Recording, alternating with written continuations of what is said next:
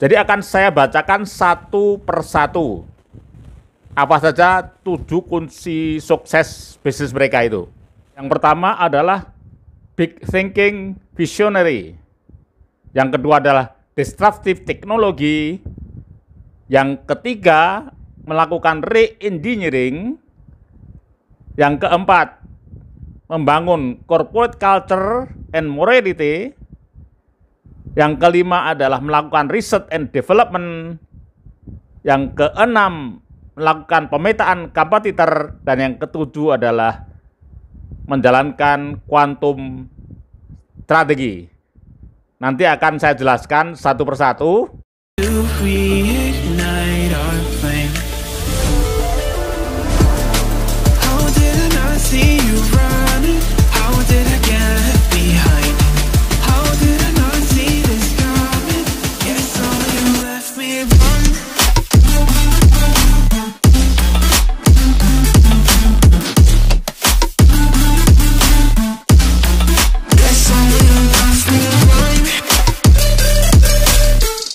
Assalamualaikum warahmatullahi wabarakatuh. Ketemu lagi dengan saya, trainer Amir Faisal. Kalau Anda ingin tahu lebih banyak tentang saya, Anda ingin membaca kurikulum VT saya, membaca atau mendownload buku-buku bestseller saya di Gramedia, silahkan klik di pojok kanan bawah ini yang ada tanda panah itu. Di sana sudah tersedia semua link-linknya. Oke teman sekalian, kita sudah masuk pada mindset entrepreneur yang ke-23. Dalam mindset entrepreneur 23 ini kita akan bahas 7 kunci sukses para pelaku startup. Ketika kita mengatakan kesuksesan para pelaku bisnis startup unicorn ya, seperti Tokopedia, Bukalapak, Traveloka, Lazada, Shopee hingga Grab, Gojek ya. Kita mengatakan bahwa kesuksesan mereka karena mereka punya duit banyak dan bakar uang. Teman sekalian, jika kesimpulannya sudah demikian, maka sudah tertutup semua peluang kita untuk bersaing dengan mereka. Dan selamanya kita akan jadi underdog. Kenapa demikian?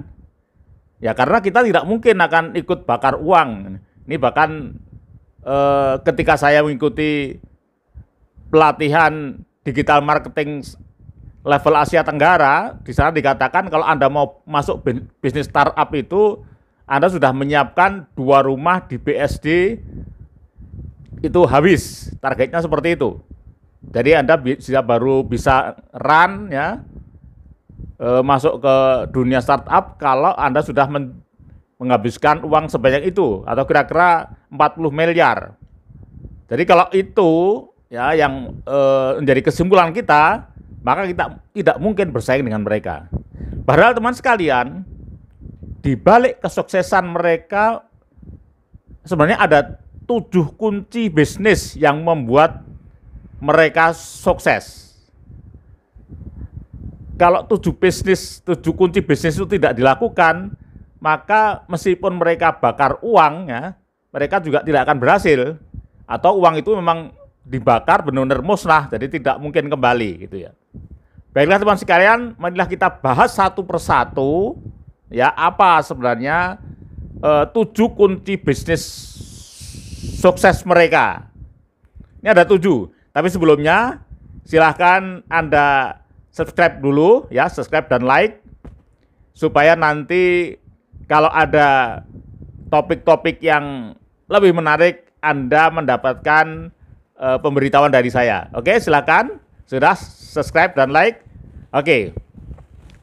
Jadi akan saya bacakan satu persatu. Apa saja 7 kunci sukses bisnis mereka itu. Yang pertama adalah big thinking visionary. Yang kedua adalah disruptive technology.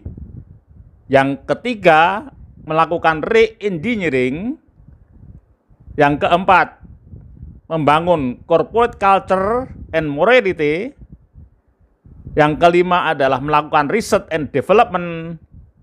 Yang keenam, melakukan pemetaan kompetitor. Dan yang ketujuh adalah menjalankan quantum strategi. Nanti akan saya jelaskan satu persatu.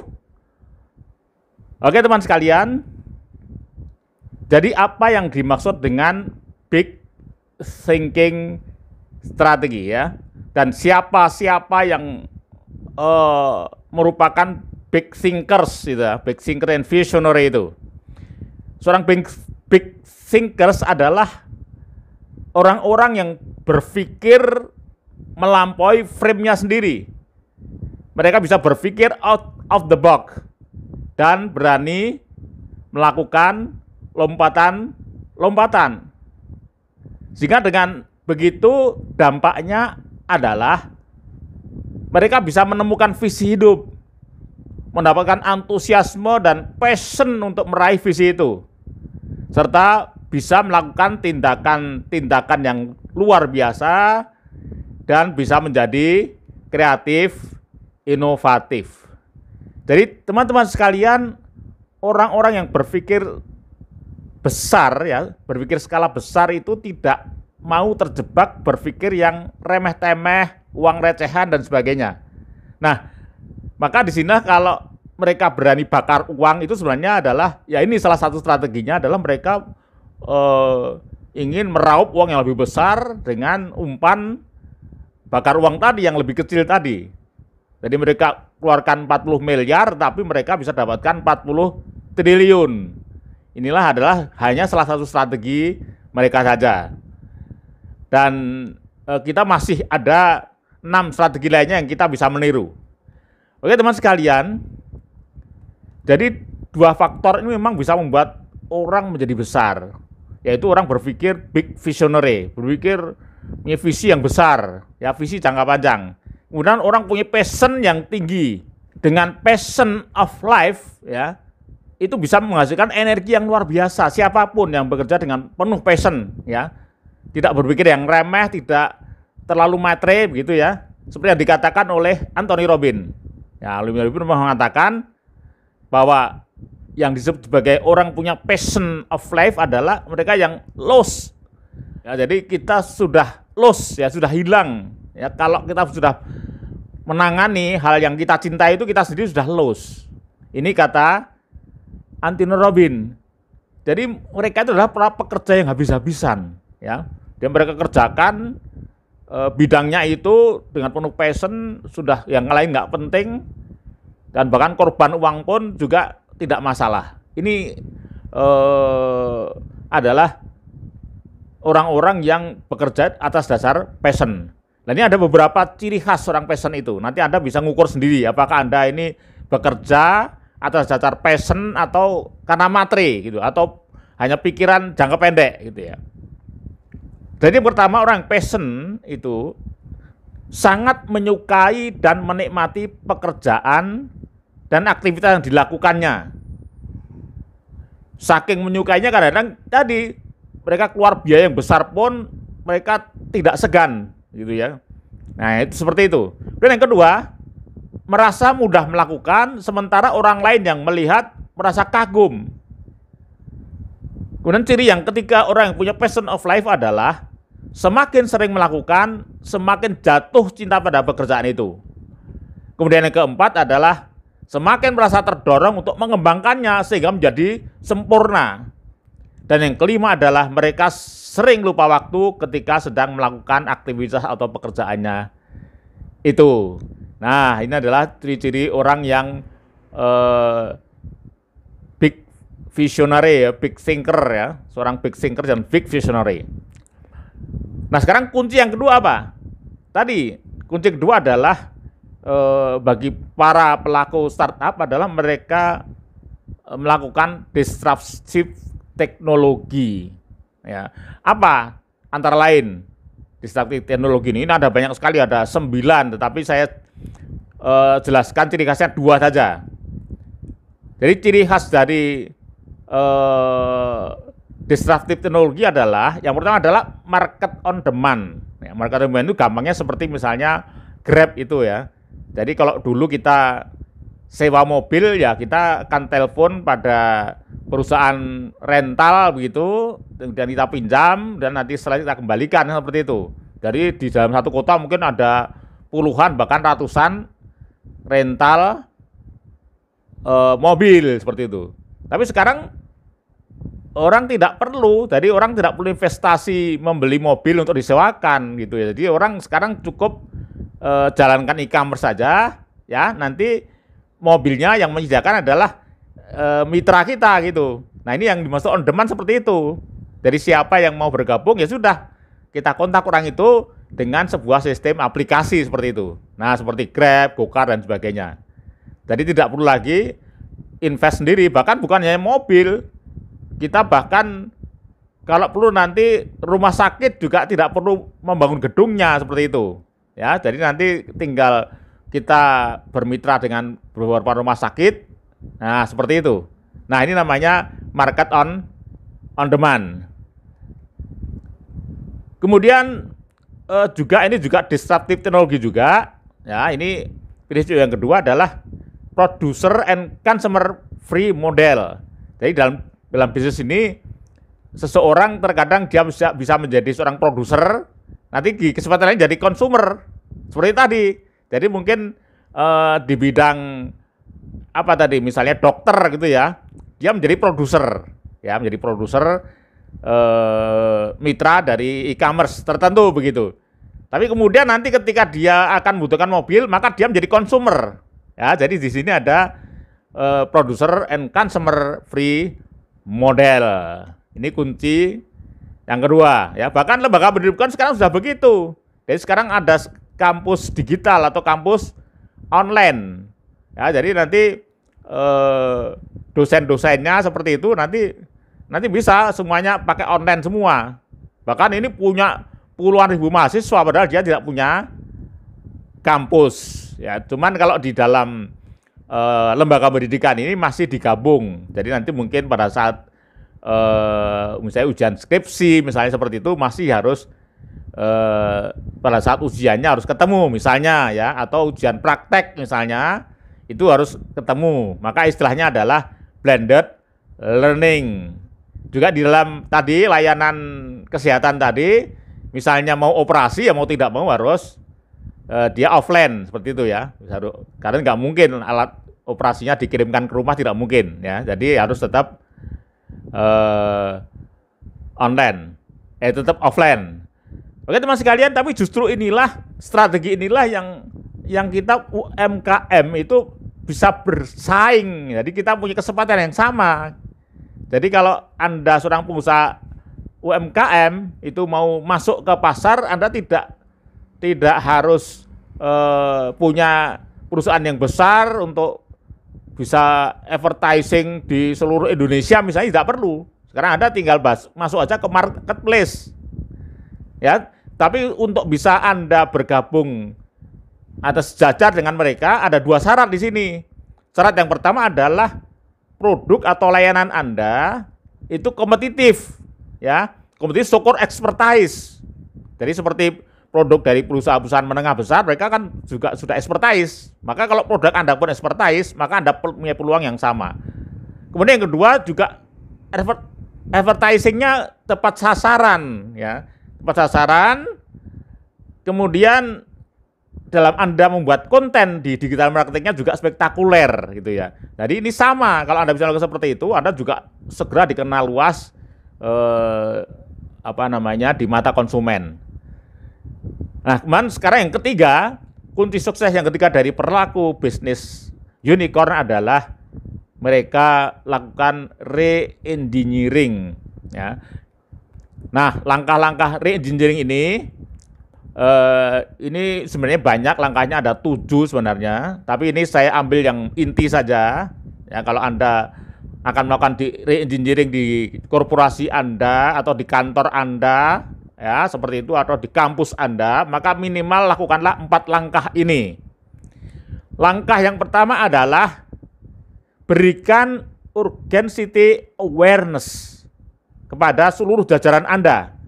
Jadi mereka harus diberikan kesadaran tentang adanya ancaman ataupun peluang dari disruption ini, era digital ini. Mereka harus diberi kesadaran bahwa kita harus segera antisipasi dan segera action, ya, melakukan hal yang sama dilakukan oleh para disruptor itu, ya, para pelaku-pelaku unicorn itu. Kalau tidak, ya kita akan ditinggal landas gitu, malah jadikan landasan nanti. Ini yang pertama. Jadi berikan urgency awareness di seluruh jajaran Anda. Kemudian yang kedua, mengkomunikasikan visi dan kebijakan atau langkah-langkah baru, ya, yang tadi sesuai dengan strategi untuk masuk ke dunia digital itu. Jadi Anda komunikasikan seluruh jajaran, adakan meeting, adakan ngabreading, adakan training seperti itu, ya, datangkan para pakar-pakar dan pelaku digital untuk menjelaskan semuanya itu. Jadi komunikasikan. Dan kemudian hingga perusahaan atau kantor Anda pun juga bisa melakukan hal yang sama dengan para pelaku unicorn, ya. Kemudian yang ketiga adalah baru kemudian preparing to reorganization. Tentu saja kemudian struktur organisasinya akan berubah, ya, menyesuaikan diri dengan organisasi yang baru, tentu saja mungkin lebih simpel, ya, seperti itu. Dan yang keempat adalah kemudian lakukan pemberdayaan berbasis luas. Artinya tadi baru di kalangan BOD, kalangan manajemen, kalangan para manajer-manajer. Nah, sekarang berbasis luas sampai pada semua karyawan. Oke, sekarang kemudian kunci sukses yang keempat dari pelaku startup ini. Ini yang keempat ini sebenarnya sudah dilakukan oleh semua perusahaan harusnya, ya. Karena yang keempat adalah membangun corporate culture. Jadi ternyata di dalam bisnis startup pun juga mereka membangun sebuah corporate culture juga, dan justru malah lebih kuat gitu, ya, lebih kuat. Karena dengan kita ini komunikasinya lebih banyak berubah lewat online ini, kalau tidak dibangun culture yang baik itu nanti bisa kacau nanti, ya. Nah, ini ada 4 ini dalam mereka membangun corporate culture. Yang pertama adalah mereka membangun trust, ya. Trust ini di negara maju ini merupakan skor dari karakter bisnis yang diakui gitu, ya.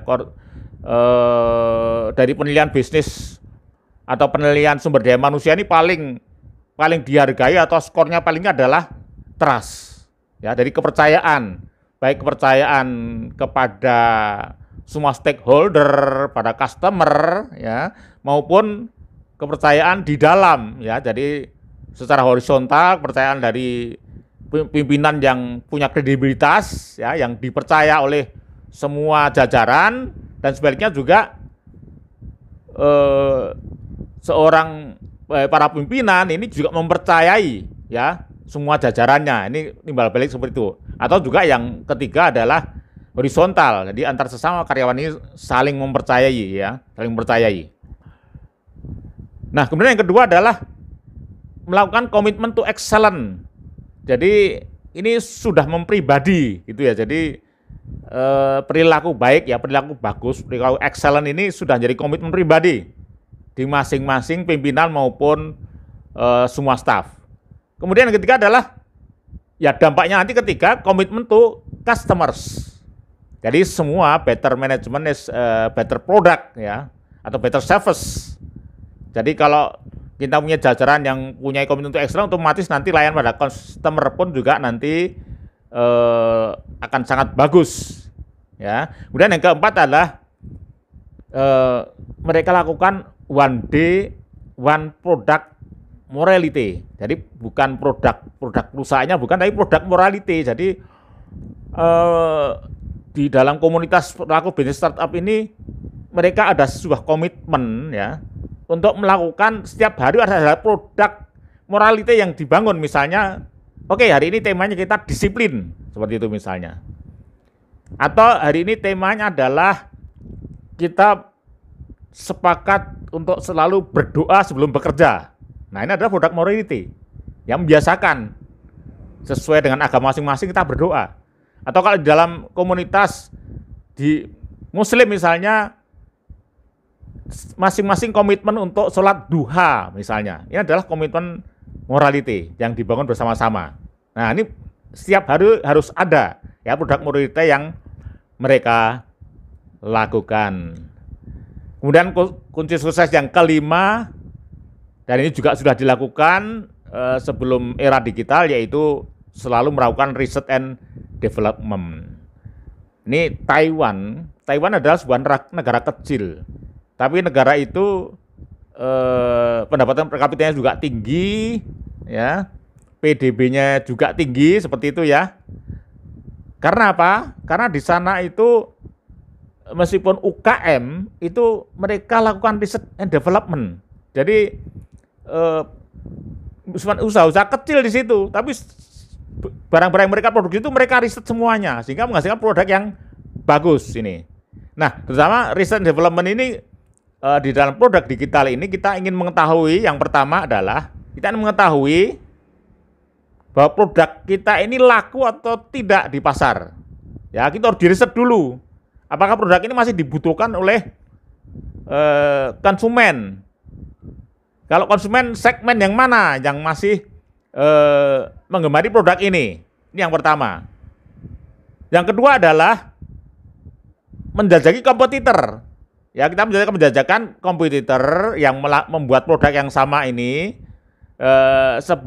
seperti tadi. Kalau kita juga menjajaki apakah produk kita masih disukai, maka apakah produk yang dilakukan konsumen itu juga pasarnya masih bagus, seperti itu. Dan bagaimana kualitasnya, expertise-nya dibandingkan produk kita. Nah, kemudian juga komputer, jadi brand komputernya bagaimana? Ya, komputer kita itu brandnya cukup kuat apa tidak? Kuat mana dengan brand yang kita miliki? Ya, ini adalah riset yang harus dilakukan oleh kita. Kemudian yang ketiga adalah kemudian setelah kita riset, kemudian kita kembangkan produk dan layanan kita. Selalu, apalagi sekarang di era digital ini variasi produk ini sangat luar biasa banyaknya. Baru merek saja sekarang merek itu berapa macam itu ya. Nah, seperti itu. Jadi kalau kita kemudian berhenti melakukan research development, maka kita akan kalah dengan pesaing kita. Nah, kemudian kunci yang keenam adalah pemetaan kompetitor, ya. Jadi terus kita petakan. Jadi hasil tadi kita petakan, ya, kita bandingkan kelebihan dan kekurangan produk dan jasa kita dengan saing dan brandnya tadi, ya. Jadi ini yang ke-6. Kemudian yang terakhir, yang ke-7 adalah melakukan quantum strategi. Ya, quantum strategi ini adalah yang pertama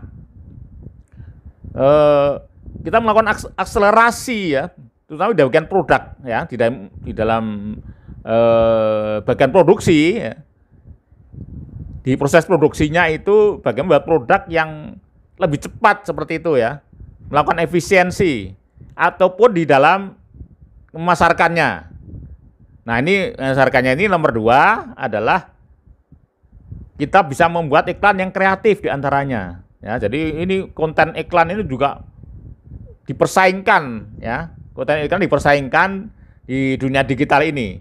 Kalau Anda tidak mempunyai konten iklan yang kreatif, spektakuler gitu, ya, kadang-kadang seringkali produk yang bagus tetapi konten iklannya tidak bagus, maka tidak viral. Itu kadang-kadang sebaliknya, dan ini jangan sampai terjadi. Konten iklan Anda kreatif dan bagus dan viral, tetapi kemudian ternyata customer kecewa dengan produk Anda. Ini yang jangan sampai terjadi.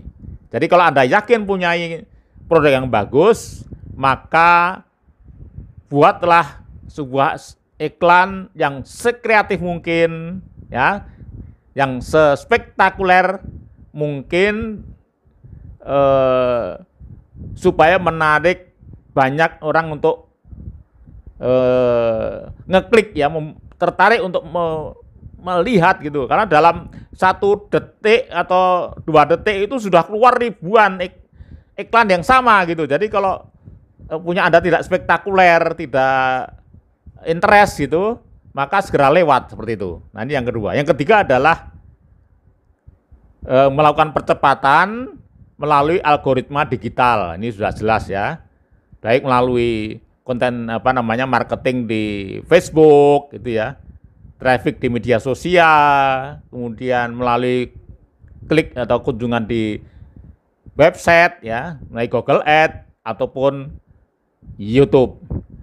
Oke teman sekalian, jadi inilah 7 kunci sukses yang ini sudah jadi parameter dari para pemain-pemain startup.